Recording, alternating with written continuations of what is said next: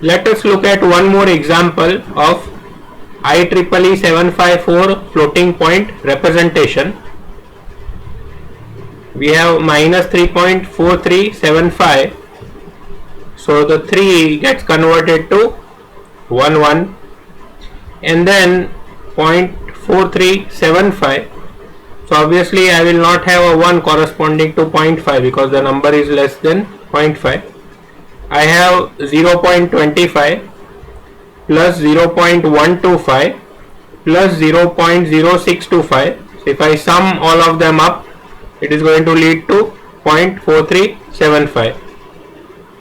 If you don't know how to go from this to this, then I recommend that you do the multiplication into 2 method that you have learnt in your ADE course earlier, in which case what you do is you take the fractional part, multiply it with 2, you separate the non-fractional and the fractional.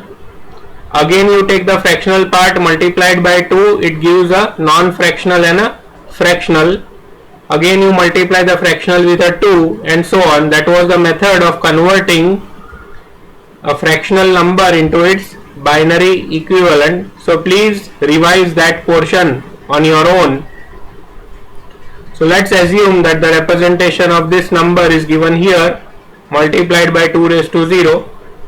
Now I need to bring this binary point at this location, so which means I have to shift my number to the right by 1 place, and to compensate for it I will have to multiply it with 2 raised to 1.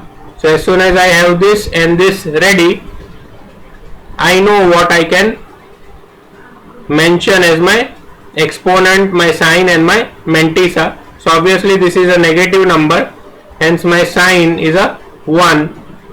My capital exponent E is equal to small exponent small e plus the bias, which is 127. So 1 plus 127 gives 128.